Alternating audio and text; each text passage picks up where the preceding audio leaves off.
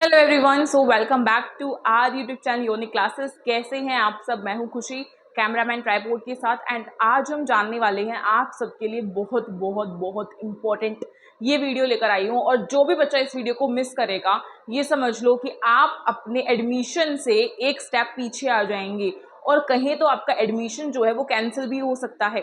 अब ऐसा अगर ना हो तो इसीलिए इस क्लास को, इस वीडियो को एंड तक जरूर देख लेना। अब हम बात करते हैं कि आखिर ऐसी क्या खासियत है इसमें।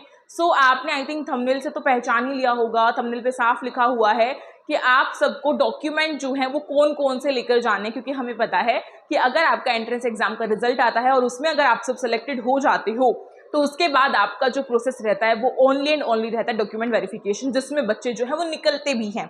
क्यों निकलते हैं, क्या मिस्टेक्स करते हैं, आज हम जानते हैं। तो सबसे पहली बात, आपको कौन कौन से डॉक्यूमेंट्स जो है रिक्वायर्ड हैं सीएम श्री में आपको दर्शाने के लिए, आप एलिजिबिलिटी क्राइटेरिया के अकॉर्डिंग कौन कौन से डॉक्यूमेंट्स जो है वो लेकर जाएंगे और जिनकी डिमांड वो आपसे करने वाले हैं। चाहे तो इन्हें आप अभी अपने पास कलेक्ट करके रख सकते हो, साथ के साथ नोट डाउन जरूर कर लेना, ताकि आपको जो है पहले से ही पता हो कि आपको कौन कौन से डॉक्यूमेंट्स लेकर जाने हैं। तो चलिए स्टार्टिंग से लेकर एंड तक इस वीडियो में यही डिस्कशन करती हैं। बात करते हैं डॉक्यूमेंट्स की। डॉक्यूमेंट्स का मतलब होता है ऐसे कागजात जो कि जिनमें आपका नेम, आपकी क्लास, आपकी कुछ इंपॉर्टेंट अपडेट्स दी होती है, जैसे कि आपकी एज क्या है, आप कहाँ से हो, है ना, ये सारी चीजें, आपकी क्वालिफिकेशंस क्या है। डॉक्यूमेंट्स बेसिकली वो होती हैं।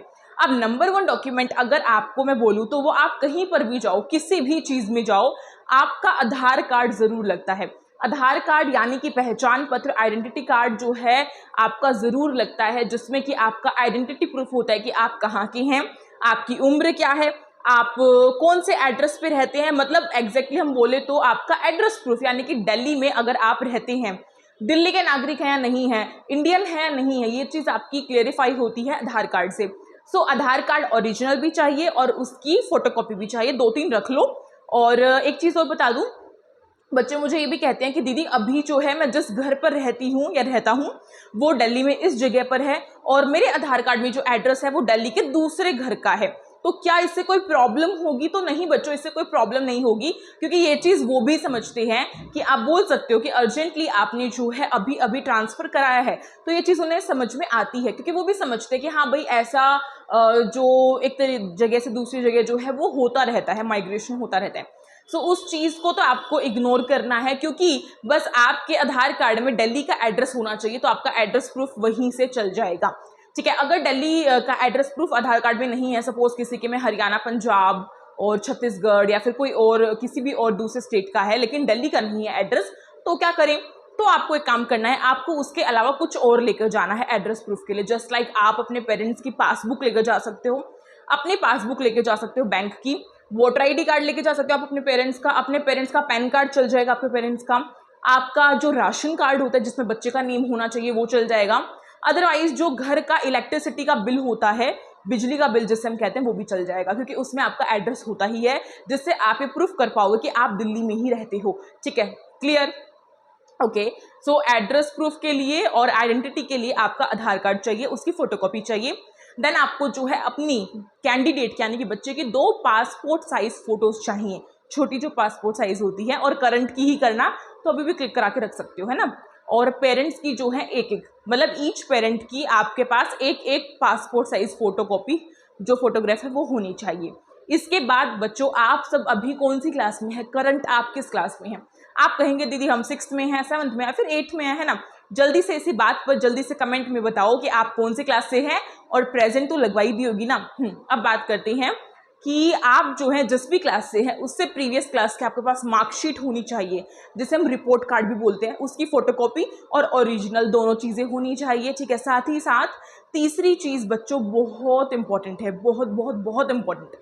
क्या है वो तीसरी चीज? वो तीसरी चीज है आप सबका रिजल्ट। जब आपका रिजल्ट निकलेगा आपको उसका प्रिंट आउट निकलवाना है। ठीक है, कलरफुल निकलवा लो, बेटर है, क्योंकि उसमें आपकी जो फोटो है वो क्लियरली मेंशन होती है। ठीक है, नेम, एड्रेस वगैरह सब कुछ उसमें होता है।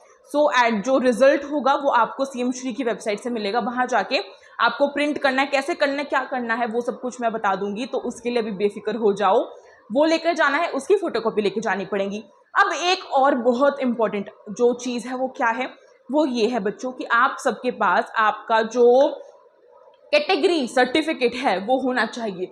अब बहुत सारे बच्चे कहेंगे दीदी हम जर्नल हैं, हम यूआर कैटेगरी से बिलोंग करते हैं, हमारे पास कोई सर्टिफिकेट नहीं है, हम क्या करें? तो आपको कुछ भी नहीं करना है, क्योंकि जो जनरल कैटेगरी से बिलोंग करते हैं उनके पास कोई भी सर्टिफिकेट जो है वो नहीं होता है, ठीक है, और उन्हें किसी भी सर्टिफिकेट की जरूरत नहीं होती है।